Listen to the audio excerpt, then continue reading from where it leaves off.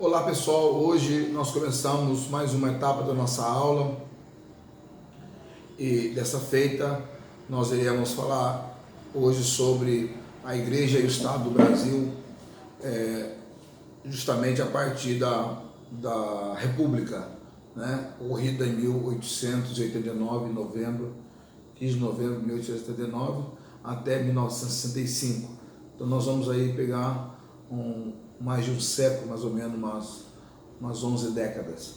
É lógico que a partir do finalzinho do Império Brasileiro, né, sobre o domínio de Dom Pedro II, o Brasil teve ali a partir de 1835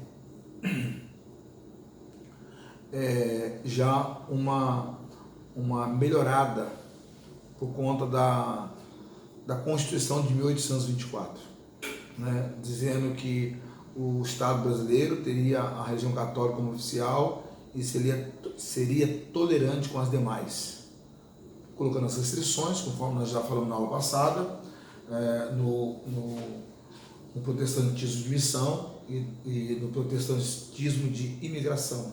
É lógico que para eu poder falar desse período de 1888 até 1965, eu preciso dar algumas informações para que possamos compreender a virada do século e também a virada de império para a república. Então, o protestantismo missionário, ele chega junto com o protestantismo de imigração. A diferença é que imigração é aquele protestantismo que vem, não adere à cultura do país, tá? As igrejas mães ou matrizes, elas enviam pastores para cuidar desse grupo de irmãos. E a igreja de missão já envia missionário para evangelizar, né? E também se adaptar à cultura do país local, né? Então, as primeiras organizações desse protestantismo missionário, porque foi o que estabeleceu raízes no Brasil, né? Hoje, depois de próximo de 200 anos, nós temos um protestantismo, né, desde da República, né? Desde a independência do Brasil até hoje, próximo de 200 anos. Então, a partir de 1808, temos uma leve liberdade no país, mas a partir da independência, temos uma liberdade garantida pela Constituição, né, a proteção, né? E então os dois protestantismos chegam no Brasil e quem sai na frente, quem começa a estabelecer, quem começa a criar raízes e se expandir é o protestantismo missionário. E por conta dessa expansão, ele necessariamente começa a criar organizações. Então as primeiras organizações protestantes de missão, junto aos brasileiros, foram a Sociedade Bíblica, né, Britânica Estrangeira, que já se instalou no Brasil em 1804, e a Sociedade Bíblica Americana em 1816. Né? As traduções da Bíblia protestante João Ferreira de Almeida, de 1628 a 1691, do padre Antônio Pereira Figueiredo, a vida deles, né, 725 a 97. Os primeiros agentes da Sociedade Bíblica Americana é o James Fletcher, né, da Sociedade Bíblica Estrangeira, Richard.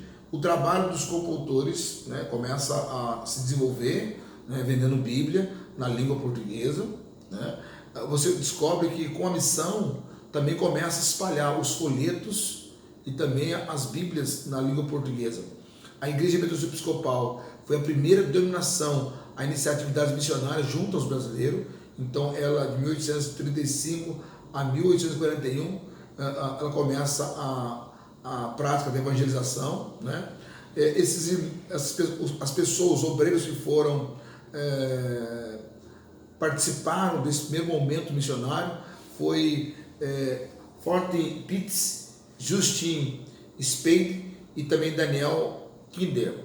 Fundaram no Rio de Janeiro a primeira escola bíblica dominical, né? Apesar de nós termos como primeira escola bíblica com Calle, mas na realidade uma pré-escola bíblica foi fundada por esses irmãos. Também atuaram como capelães militares, capelães da Sociedade Americana dos Amigos dos Marinheiros, que foi fundada em 1828 por Daniel Kidder, né? Figura importante nos primórdios do protestantismo,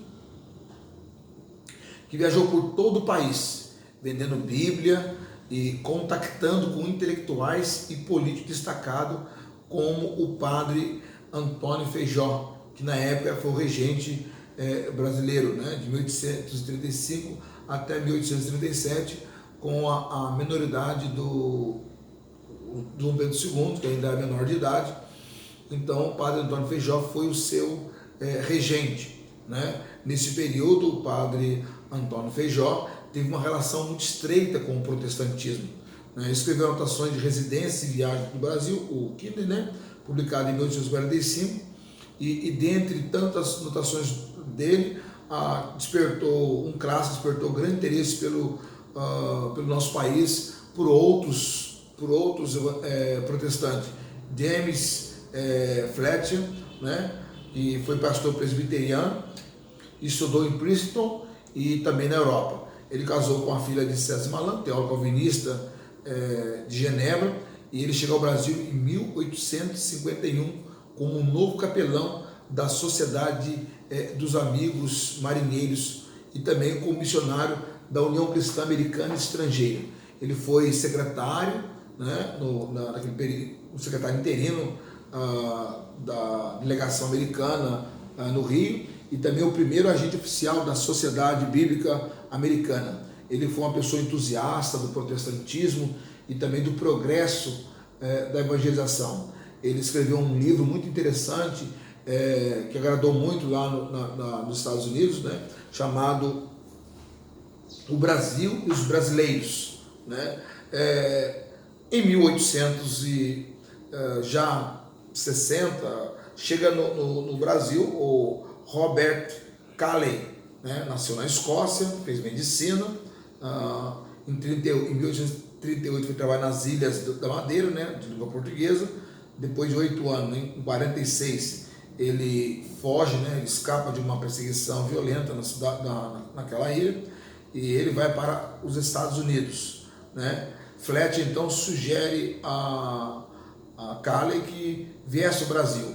Calley e Sara então vêm para o Brasil e chegam e fundam a primeira escola em Petrópolis. Agora sim, primeira escola dominical em Petrópolis, em agosto de 1855, né?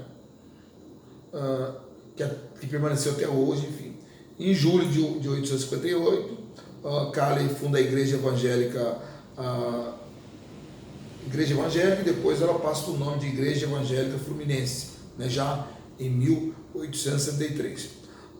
O primeiro membro da Igreja Protestante foi Pedro Nolasco de Andrade, né, e uma das vantagens da vida de Robert Calley para o Brasil foi a sua destreza. Era um homem acadêmico, era um médico, missionário, escocês, e com esse currículo de pesquisador, Calley constrói uma amizade com o imperador Dom Pedro II, que já disse para vocês que recebia, né, a visita do imperador quando subia a serra para passar o final de semana em Petrópolis. Dom Pedro II ia tomar o chá da tarde com Robert Calley, né?